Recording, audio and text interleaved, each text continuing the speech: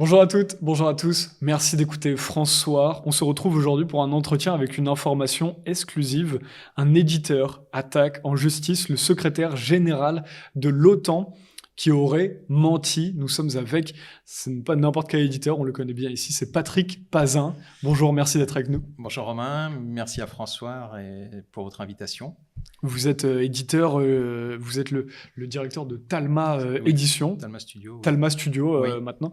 Et alors, pourquoi cette plainte pour résumer très rapidement aux gens l'intérêt, c'est que pour vous, on envoie aujourd'hui. La France a annoncé envoyer 3 milliards d'euros à l'Ukraine. Et selon vous, l'OTAN et les États-Unis ont aussi leur responsabilité. Vous aviez sorti un livre dessus. Aujourd'hui, vous dites que ces 3 milliards d'euros qui ne vont pas aller, par exemple, au peuple français, vous demandez où va l'argent, concrètement. Alors, en fait, allons plus loin.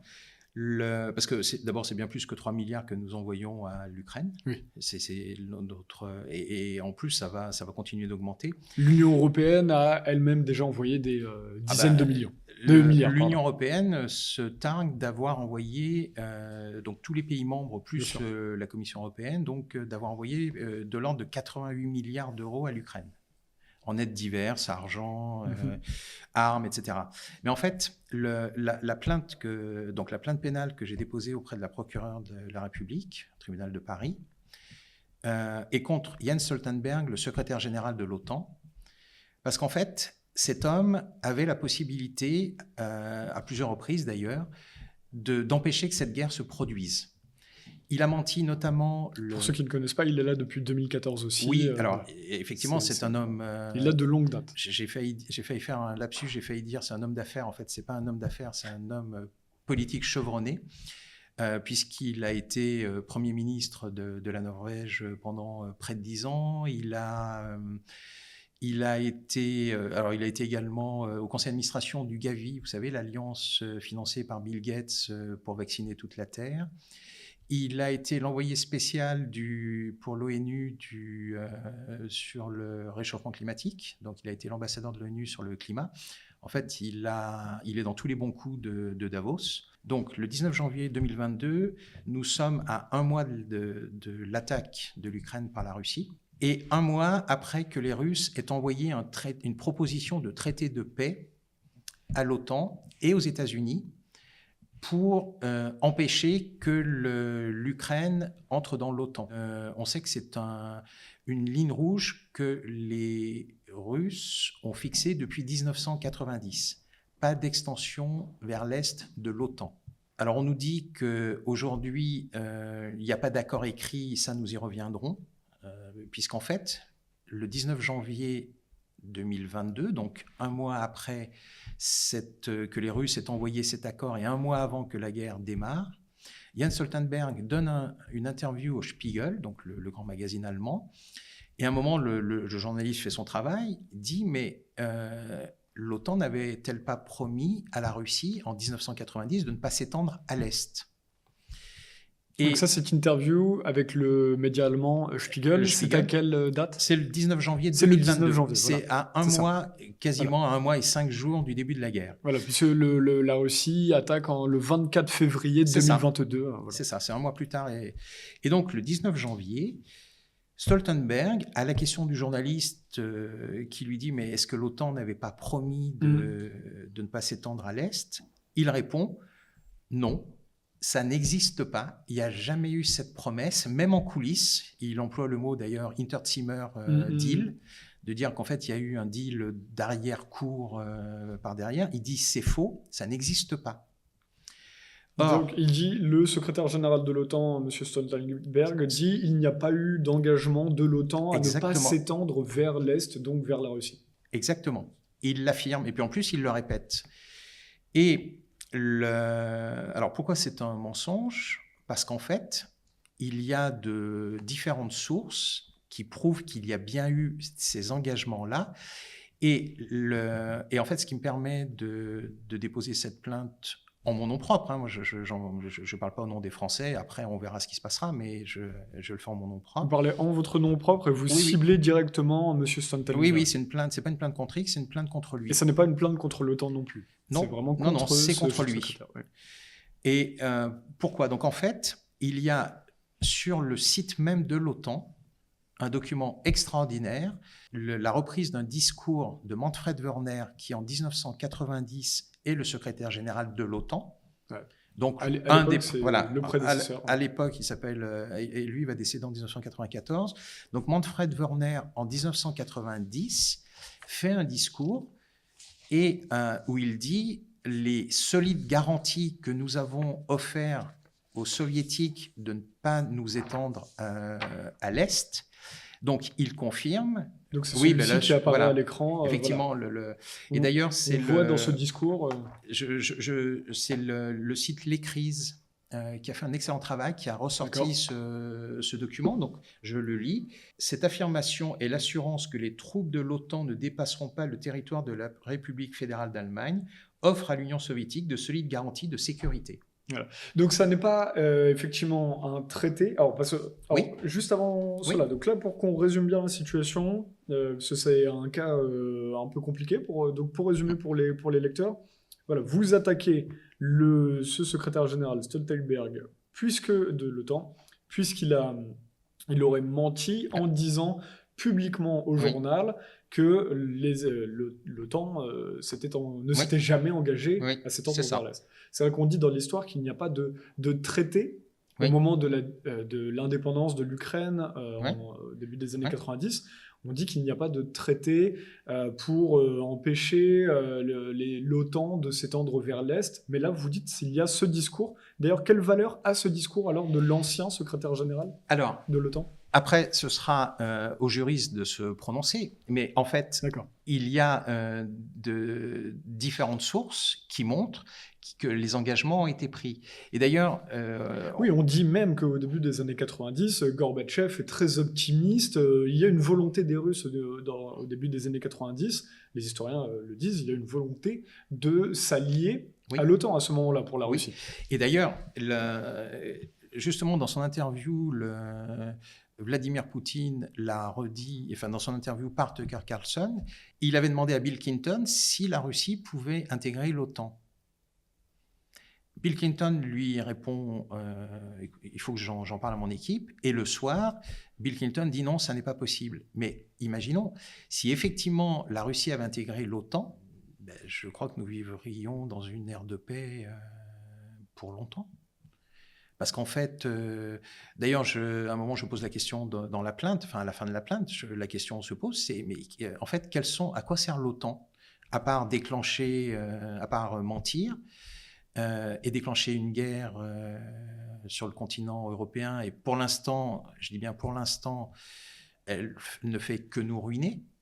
Mais pour l'instant, nos soldats, voire la mobilisation n'a pas encore été prononcée.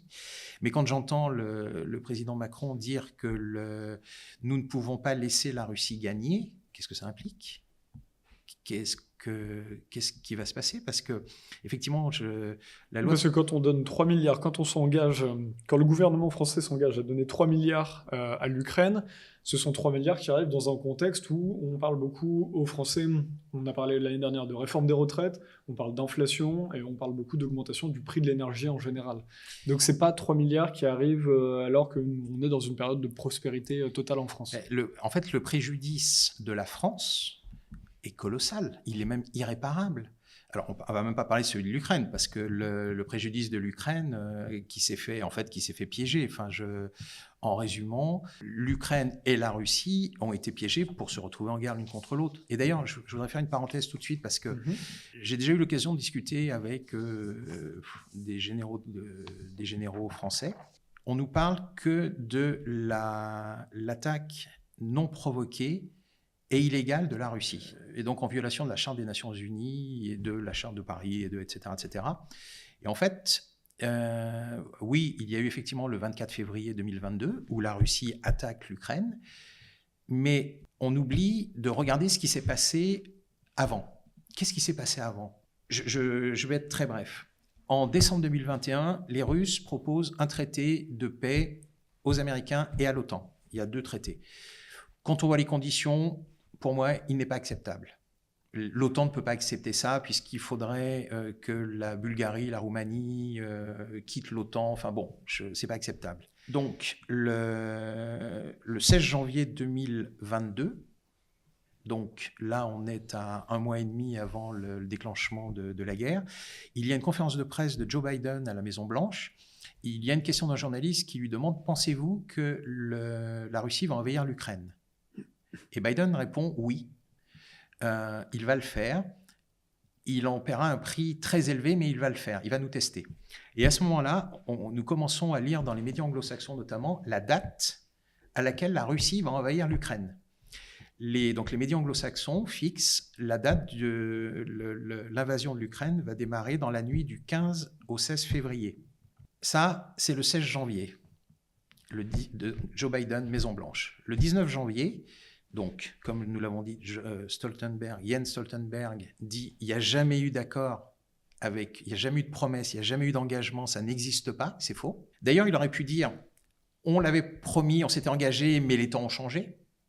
Et là, ça introduisait c'était pas un mensonge, c'était plus un mensonge. Mais là, lui dit ça n'a jamais existé, même pas dans les coulisses, ce qui est faux, puisque c'est l'OTAN qui prouve le contraire. Donc là, nous sommes le 19 janvier. Toute cette période, on va dire que l'OTAN va continuer d'attiser les braises dans les 10 jours. Parce que d'ailleurs, il faut rappeler, beaucoup de gens ne savent pas, mais dès 2001, alors que Poutine, à peine après le 11 septembre 2001, Poutine est un des premiers à appeler le président Bush pour lui affirmer son soutien et lui dire qu'il est prêt à partir, le soutenir militairement en Afghanistan. Oui. Ce à quoi le gouvernement américain répond quelque temps après en supprimant un traité qui permettait d'avoir de la transparence sur les installations de missiles antibalistiques, notamment sur leur rapport militaire entre la Russie et les États-Unis. Et notamment en 2020, le président Trump a aussi, il y a énormément de traités supprimés comme ça du jour au lendemain. En 2020, en mai 2020, si je me souviens bien, le président Trump annule aussi un traité ciel ouvert, ce qui est d'ailleurs très drôle quand on parle beaucoup, on ne va pas faire de parenthèse politique, mais quand le président, on dit que le président Trump n'a jamais été va-t-en-guerre par rapport aux autres présidents, ce qui peut être vrai, mais en tout cas, il a annulé certains traités qui ont mené à la guerre en 2022. Mais en Ukraine, c'est même absolument faux, puisque justement, on nous dit que, c'est tout juste si Trump, c'est pas la paix, c'est le président américain qui a autorisé la vente d'armes létales à l'Ukraine. Avant, on vendait des armes, les Américains vendaient des armes, mais pas des armes létales. Alors après, le Canada, lui, comme il y a une énorme communauté ukrainienne au Canada, le Canada vendait déjà des armes létales à l'Ukraine. Mais c'est Trump, le président Trump, sous son mandat, qui a dit que oui, dorénavant, les États-Unis pouvaient vendre des armes létales à l'Ukraine. Donc vous avez tout à fait raison. Alors je reviens maintenant aux 10 jours qui ont précédé. Parce que ça, c'est fondamental. En fait, parce que sinon, alors on peut dire oui, je suis un agent de Poutine. Ça, on va l'entendre, mais ça, c'est pas grave de toute façon. Mais ce qui est important, c'est de comprendre en fait la situation. Donc les médias américains annoncent que la Russie va envahir l'Ukraine dans la nuit du 15 au 16 février. Le 13 février, les vols commerciaux sont suspendus au-dessus de l'Ukraine. Donc il n'y a plus d'avions qui peuvent décoller ou même survoler l'Ukraine. Bien sûr. Les États-Unis transfèrent provisoirement leur ambassade de Kiev à Lvov ou Lviv, c'est-à-dire à l'ouest du pays. Le 14, donc nous sommes le lundi, le 14, donc c'est la Saint-Valentin, c'est le dimanche. Et le lundi, l'OSCE, donc l'Organisation de sécurité et de coopération en Europe, qui est chargée d'enregistrer quotidiennement les violations de cessez-le-feu dans le cadre des accords de Minsk entre les autorités ukrainiennes et les deux républiques du Donbass, république de Donetsk et de Lugansk, constate le 15 février, globalement, le chiffre, c'est 176 violations de cessez-le-feu. C'est presque rien, c'est un jour calme, surtout qu'il n'y a qu'une quarantaine d'explosions. Donc ça, c'est le 15 février. Il y a quasiment pas de... Il y a un peu de violation de cessez-le-feu, mais en moyenne, c'est très peu par rapport à ce qui se passait l'année précédente. Donc 176. La nuit du 15 au 16 février se passe. La Russie, qui n'a pas compris, n'envahit pas l'Ukraine. D'ailleurs, je signale que juste avant, le président Zelensky son bureau avait émis un communiqué disant « On nous dit que nous allons être attaqués par la Russie le 16 février. Nous en ferons un jour de l'unité. Nous ferons jouer l'hymne national et nous mettrons des drapeaux ukrainiens sur les façades de nos monuments. » Donc en fait, tout le monde s'attend à ce que le 16, la Russie intervienne. Or, patatras, dans le plan manifeste de l'OTAN, la Russie n'attaque pas l'Ukraine. Elle n'a pas de raison d'attaquer l'Ukraine, en fait. Ça, j'expliquerai après pourquoi. Et donc, que constatons-nous? Donc, comme je l'ai dit, 15 février, il n'y a quasiment pas de violation de cessez-le-feu. Il y en a 176. En revanche, le jour suivant, on passe à près de 600. C'est-à-dire que c'est multiplié quasiment par 4. Et puis, le jour d'après, on n'est plus à 600, on passe à 890. C'est-à-dire qu'il y a près de 900 violations de cessez-le-feu avec de l'ordre de 700 explosions, c'est-à-dire des attaques à l'arme lourde. Et puis ça continue. En fait, le vendredi, il y a 1800, à peu près 1700, 1800 violations de cessez-le-feu. Donc, en fait, les forces armées ukrainiennes, qui sont, on estime, d'après les données qui sont publiées, sont de l'ordre de 70 à 100 000 soldats massés aux frontières du Donbass. Donc, le vendredi, font 1500 ou 1600 violations de cessez-le-feu, dont 1400 attaques à l'arme lourde contre les populations civiles. Donc ça viole tout le droit international. Charte des Nations Unies, même la Convention sur la prévention et la répression du génocide, évidemment la Convention de Genève et notamment le protocole additionnel numéro 2. On n'a pas le droit d'attaquer des populations civiles, surtout à l'arme lourde. Et puis les accords de Minsk, bien sûr, sont violés. Et donc, pour faire l'avocat du diable, est-ce que en face, ces gouvernements peuvent se dire, puisque la Russie est l'agresseur, cela justifie Elle n'est pas encore l'agresseur. Puisqu'on est avant le 24. Oui, nous sommes, en fait, le 24, c'est le mercredi. Le lundi, 24 février 2022. Voilà, 2022. Le lundi, c'est le 22. Donc le dimanche, c'est le 21, le samedi, le 20. Et le vendredi 19 février, il y a de l'ordre de 1700 ou 1800 violations du cessez-le-feu, dont 1400 attaques à l'arme lourde par les forces ukrainiennes contre les populations civiles du Donbass. Mmh. Et à ce moment-là, en accord avec la Russie, les deux républiques, donc de Donetsk et de Lugansk, décident d'évacuer 100 000 civils de l'autre côté de la frontière, donc en fait à Rostov, dans la région de Rostov, pour les mettre à l'abri. Et d'ailleurs, moi, je suis concerné par ce qui se passe parce que, vous le savez, nous en avions déjà parlé, j'ai une de mes auteurs qui a 15 ans, ukrainienne, qui habite le Donbass, donc Faina Savankova, qui habite à Lugansk, et qui en plus, alors elle est depuis l'âge de 12 ans, elle est sur la liste de ce site Mirodvorets, les ennemis de l'Ukraine, donc qui liste les ennemis de l'Ukraine à abattre. Donc depuis l'âge de 12 ans, Faina fait partie des ennemis à abattre. Donc je demande si elle va être évacuée avec le reste de la population civile. Et en fait, c'est mon interlocutrice dans le Donbass, c'est Christelle Néant, la journaliste bien connue, qui habite à Donetsk. Donc elle est en première ligne sur la ligne de front. Et donc en fait, les autorités des deux républiques évacuent 100 000 personnes le vendredi. Démarre à ce moment-là la conférence de Munich où est attendu en guest star Volodymyr Zelensky, qui annonce qu'il envisage de rompre le mémorandum de Budapest. Alors qu'est-ce que c'est que le mémorandum de Budapest? En fait, ça interdit à l'Ukraine d'avoir des armes nucléaires. Donc lui, à la conférence de Munich, réclame des armes nucléaires sur son territoire pour lutter contre la Russie. Et donc, les 100 000 personnes, l'évacuation des civils commence. Dans le week-end, l'OSCE recense encore 3500 violations de cessez-le-feu et d'attaques à l'arme lourde contre les populations civiles. Et du coup, enfin, j'ai envie de dire, la Russie comprend qu'elle a été flouée par les accords de Minsk. Et d'ailleurs, c'est ce que dira Angela Merkel et que confirmera l'ex-président Hollande.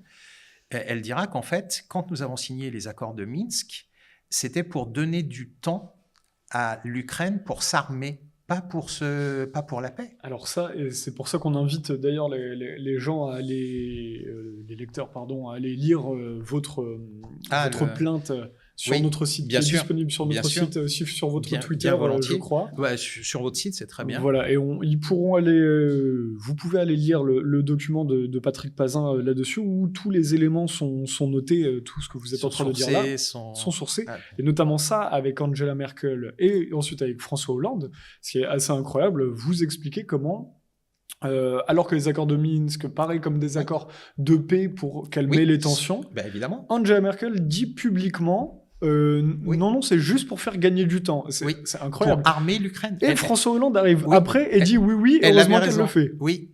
Oui, elle a eu raison de le dire, parce que il y avait l'idée que c'était Poutine qui avait voulu gagner du temps. Non, c'est nous qui voulions gagner du temps pour permettre à l'Ukraine de se rétablir, de renforcer ses moyens militaires. Nous avions décidé de donner du temps à l'Ukraine pour s'armer. C'est juste incroyable. Donc, on est vraiment face, et j'aimerais qu'on parle aussi de... Vous n'avez pas évoqué depuis le début de cet entretien, mais vous mettez des choses qui sont édifiantes là-dedans. Et en fait, on est face à des gens, des politiques qui sont vraiment... Alors, on pourrait dire même malveillants avec la Russie, mais qui sont malveillants dans leur conception de la politique, où finalement, on va dire à la population, allez en guerre, alors que derrière, nous-mêmes, nos dirigeants ont des intérêts dans cette guerre russe. N'oublions pas que la France était garante des accords de Minsk. Et que, alors, François Hollande, donc ils ont été signés sous le mandat de François Hollande, mais en fait, donc ils sont signés en 2014, premier, mais ils sont valables jusqu'au 24 février 2022, et c'est-à-dire pendant toute la durée du premier mandat du président Macron. Or, pendant cette période, on sait que de 2014 à peu près 2019, selon le HR, donc le Haut-Commissariat aux réfugiés et l'ONU, il y a 13 200 personnes qui sont mortes dans le Donbass. Alors, 13 200 personnes, ça comprend les deux camps. C'est-à-dire que dans les 13 200 personnes, il y a aussi bien des soldats ukrainiens que des soldats du Donbass, des milices de Lugansk et de Donetsk, et des populations civiles. C'est-à-dire qu'on estime qu'il y a au moins 3000 civils qui sont morts, sans compter les disparus. Parce que, bon, là, on n'a pas le temps, puis c'est pas vraiment le sujet, parce que sinon... On ne peut pas tout aborder. Voilà, on ne va pas tout aborder. Il faut qu'on aborde aussi la plainte du sénateur Roupert, qui fait écho à la vôtre. Voilà, et donc, en fait, la France n'a à aucun moment... D'ailleurs, même, on voit que l'ex-ministre des Affaires étrangères, Jean-Yves Le Drian, a menti à une sénatrice qui s'inquiétait des groupes néo-nazis et de leur importance en Ukraine. Le Drian dit non, il n'y a pas plus de néo-nazis en Ukraine qu'ailleurs. Bon. Et donc, en fait, juste pour terminer, donc, sur le week-end du 20 et du 21 février 2022, les bombardements continuent. Les Russes et les deux républiques continuent de mettre à l'abri en Russie les populations civiles, mais en fait, ça ne sert à rien, puisque les Ukrainiens continuent de les bombarder le lundi. Et à ce moment-là, je pense qu'en fait, c'est dans le week-end, et notamment la déclaration du président Zelensky disant qu'il voulait avoir des armes nucléaires sur son territoire, que les Russes ont compris, une bonne fois pour toutes, qu'en fait, Minsk était une escroquerie, en fait. C'était pour, comme l'a dit Angela Merkel et l'a confirmé François Hollande, c'était pour armer l'Ukraine, c'était pour lui donner du temps de s'armer. Et d'ailleurs, vous connaissez la déclaration d'Arestovitch, un des principaux conseillers du président Zelensky, qui en 2019 est interrogé par un journaliste qui lui pose la question: quel pourcentage de chances ou de risques? Alors, il est un des conseillers militaires du président Zelensky. Pas spécialement militaire, enfin, c'est même plus large que c'est un des principaux conseillers du président Zelensky. Et donc, à la question du journaliste, donc nous sommes en 2019, quel pourcentage que se produise une guerre avec la Russie? Il réfléchit quasiment pas. Et il dit 99,99% ou 99,9%. 109,9% наша цена за вступление в НАТО – это большая война с Россией. А если мы не вступим в НАТО, это поглощение России в течение 10-12 лет. Вот и вся вилка, в которой мы находимся. А теперь давайте выбирайте Зеленского. Подождите, теперь если поставить чашу на весу, а что лучше в таком случае? Конечно, крупная война с Россией и переход в НАТО по результатам победы над Россией. Что такое может быть крупная война с Россией? Это воздушная операция наступательная, вторжение российских армий, 4, которые они создали на наших границах. И вероятность ее 99%. Когда? После 21-22 самые критические, 20-22 самые критические. On avait mis la vidéo sur François très bien. L'année dernière. On avait refait un article là-dessus puisque ça recirculait sur les réseaux sociaux. Et effectivement, il ne réfléchit pas. Il le dit comme ça. Il faut une guerre pour pouvoir intégrer l'OTAN. Et le journaliste continue. Donc là, on se pose vraiment la question de par qui est voulue cette guerre. Est-ce que c'est pas la Russie?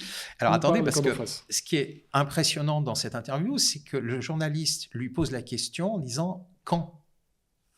Et il dit 2021-2022. Donc en 2019, il sait déjà que l'Ukraine va être en guerre contre la Russie en 2021. Alors je pense que le Covid a sans doute... Et c'est une déclaration de guerre avec la Russie, presque, c'est une annonce, c'est une menace. En tout cas, c'est une menace. En tout cas, ça ne peut pas être tombé dans l'oreille d'un sourd.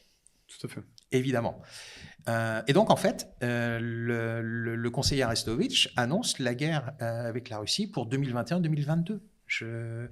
Et donc, en fait, pour terminer sur les 10 jours qui ont déclenché la guerre, donc... Juste avec Arestovitch, ce qui est intéressant, là on l'a sous les yeux avec votre document, vous dites en page 6, Jens Stoltenberg, pour revenir au secrétaire général de l'OTAN, participe même à, vous citer, un plan concerté ou un complot pour l'accomplissement de l'un quelconque des actes qui précèdent, ainsi qu'en attestent plusieurs déclarations, dont voici 3 exemples. Le premier exemple, c'est cette déclaration de M. Arestovitch. En fait, Jens Stoltenberg a de la chance, c'est qu'il a été supprimé par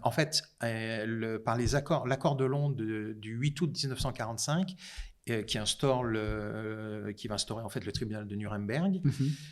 Et existe le crime contre la paix, qui est d'ailleurs le crime absolu, le crime suprême.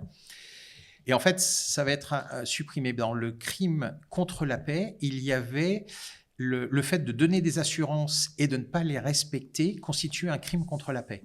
Donc oui, et il y a le mot, aujourd'hui c'est plus un mot que l'on emploierait dans ce sens, mais à l'époque, donc dans l'accord de Londres, il y a le mot « participer à un complot contre la paix ». Donc oui, clairement, on voit bien qu'il a participé à un complot contre la paix. Donc, juste pour terminer, donc en fait, le lundi 22 février, donc les Russes comprennent enfin... Enfin, ça, c'est mon interprétation. Je n'ai jamais lu une... Je ne sais pas s'ils l'ont dit ou pas, mais en tout cas, le lundi 22 février, ils comprennent qu'ils se sont fait berner sur l'histoire des accords de Minsk, puisque l'armée ukrainienne bombarde lourdement les populations civiles. Donc, en fait, ça veut dire qu'ils s'apprêtent à entrer dans le Donbass. Et nous avons des déclarations où... même du président Poroshenko, il vient d'être élu et il déclare il fait une déclaration absolument on va dire inhumaine, où il dit, en parlant des gens du Donbass, dont certains d'ailleurs ont voté pour lui, puisque à l'époque, quand il est élu, il y a encore des élections à Donetsk et à Lugansk pour l'Ukraine, pour les présidentielles de l'Ukraine. Il dit en fait que leurs enfants seront dans des caves qui sont inutiles, qu'ils n'auront pas de travail, etc., etc. Enfin, je veux dire, c'est le nouveau président de l'Ukraine, ça, celui avant le président Zelensky. Et donc, en fait, quand les deux républiques annoncent leur indépendance en 2014, la Russie ne les reconnaît pas.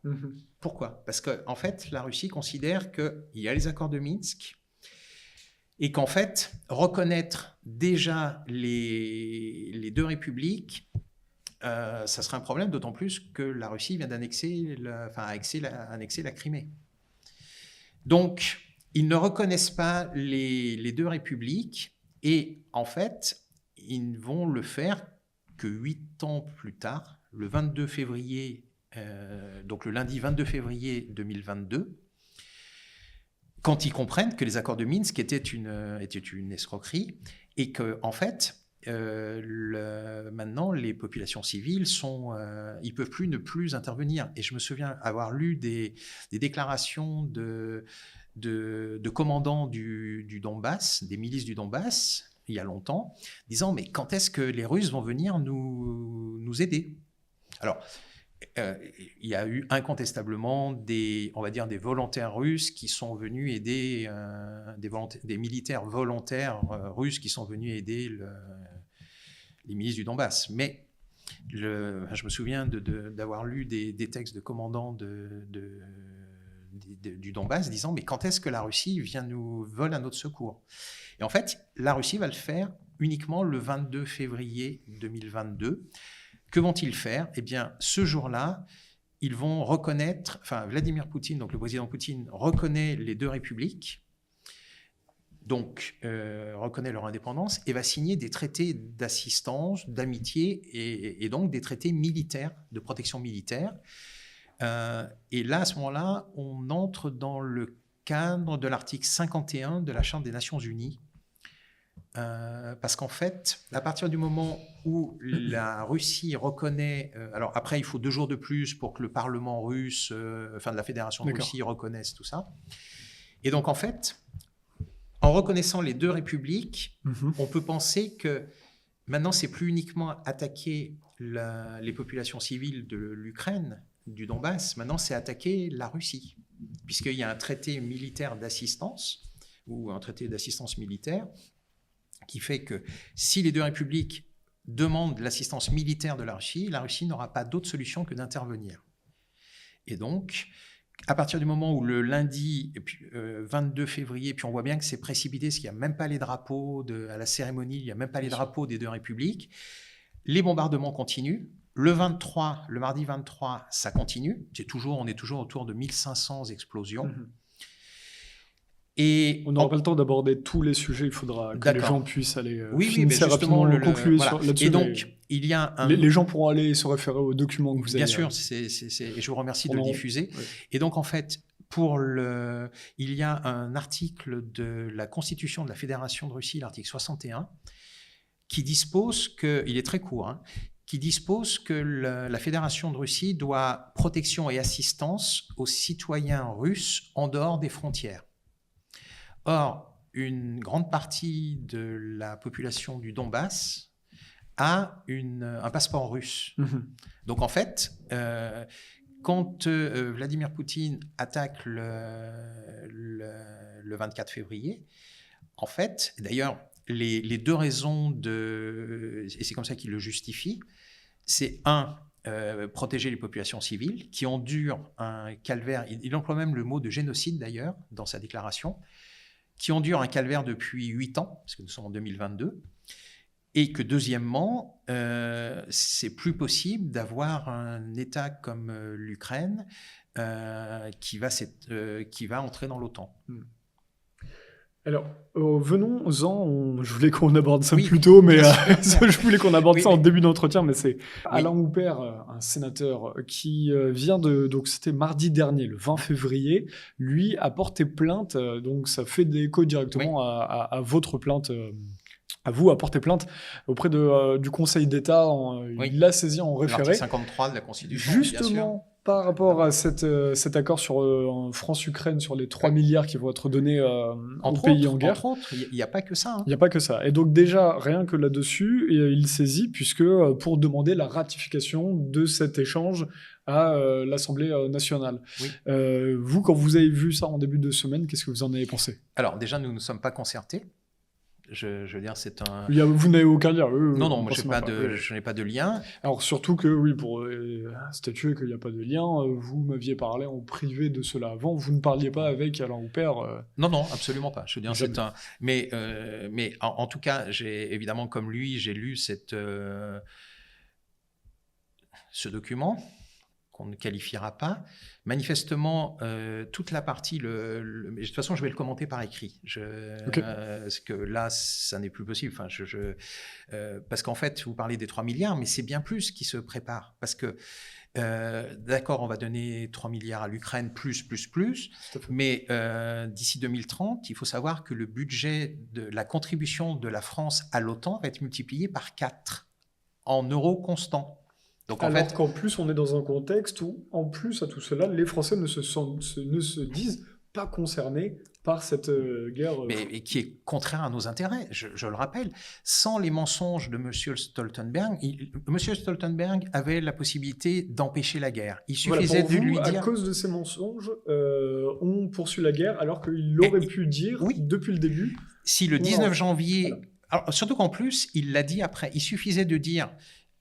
au lieu de dire c'est pas vrai, il n'y a jamais eu d'accord, il n'y a jamais eu d'engagement, etc., ce qui est faux, il suffisait de dire les conditions ne sont pas réunies pour l'instant, par exemple, pour que l'Ukraine entre dans l'OTAN.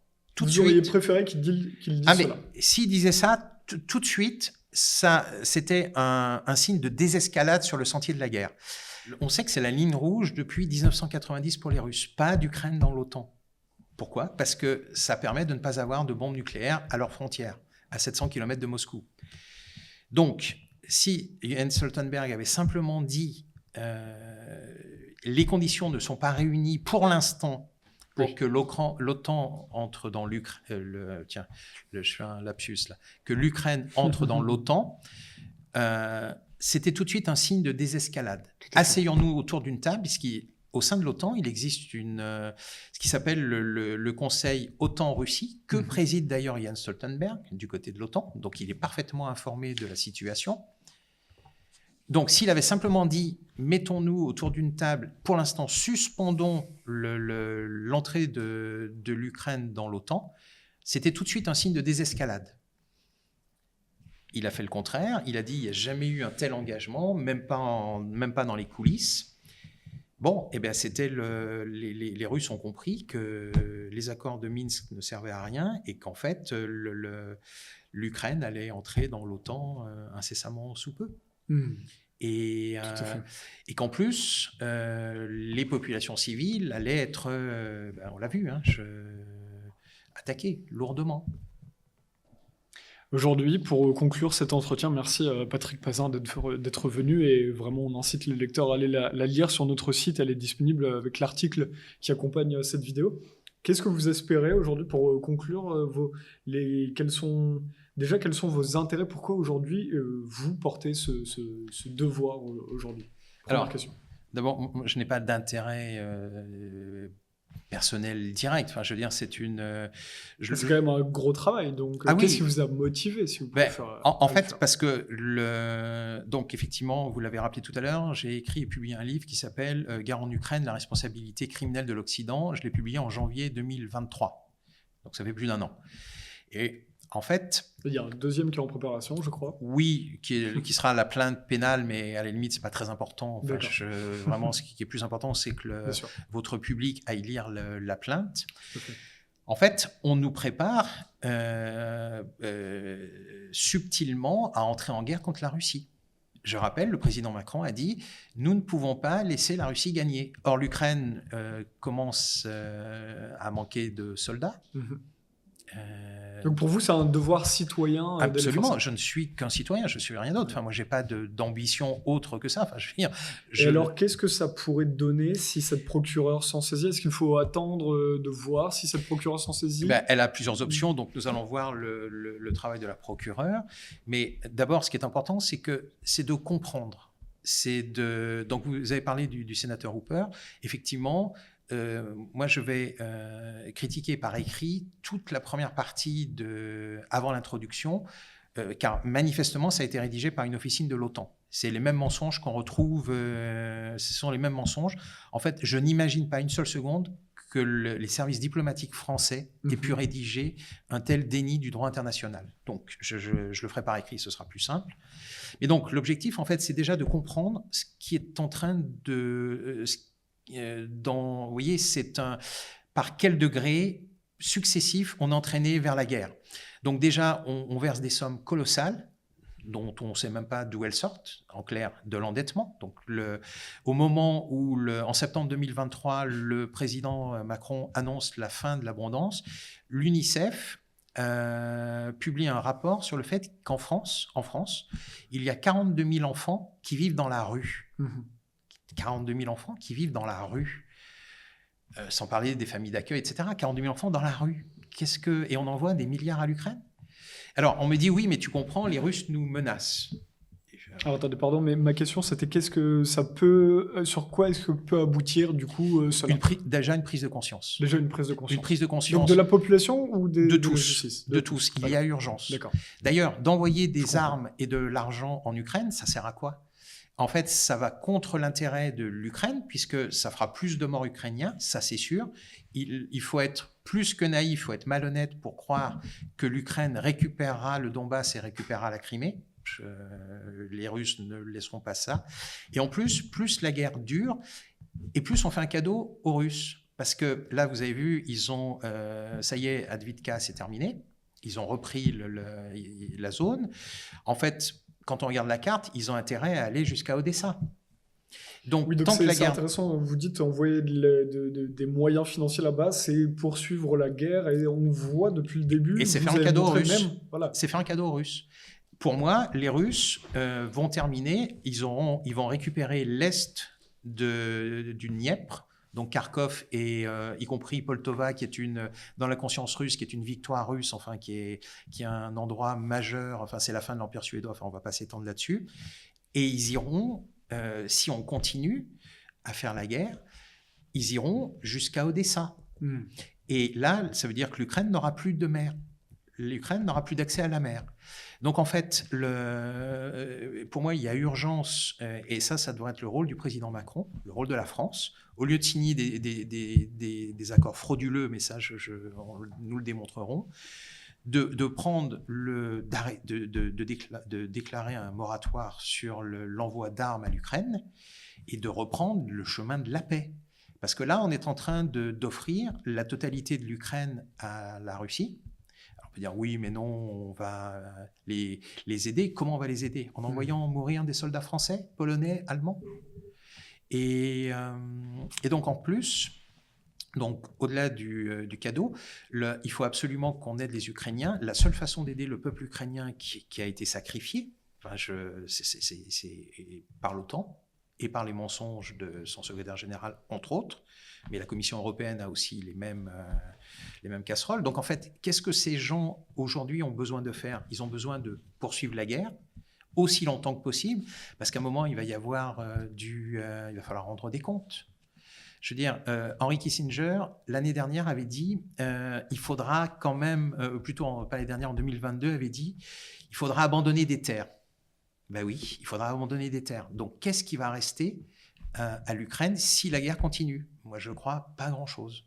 On espère que cela finira dans les meilleures conditions et bravo pour ce travail, en tout cas, qui est conséquent, et on verra ce que ça peut donner dans le futur. Ouais. Merci Patrick Pazin d'être venu sur ce plateau. Merci Romain, merci François. Et puis en fait, je terminerai là-dessus, notre seule option, c'est la paix. Et Il y c'est en a ce pas qu'on d'autres, hein. c'est ce Il y qu'on en a pas espère d'autres, hein. tous. Et on incite qu'à cela. Et allez, pour les lecteurs, je vous incite vraiment à aller lire cet article qui sera en même temps sur nos réseaux sociaux, c'est plutôt au moment du jour J de la diffusion, et avec l'article sur le site qui est lié à cette vidéo. Merci d'avoir suivi cet entretien. Et François appartient à ces lecteurs, donc vous pouvez nous soutenir sur françois.fr/soutien. Bon courage, Patrick Pazin. À bientôt. Merci Romain, à bientôt. Et on peut rappeler Novimondi pour, Oui, pour tous les novimondi.com, livres de oui. Talma Édition. Oui. Novimondi.com, c'est là où il y a tous vos livres que vous avez édités. Merci Romain. Merci à vous, à bientôt, au revoir.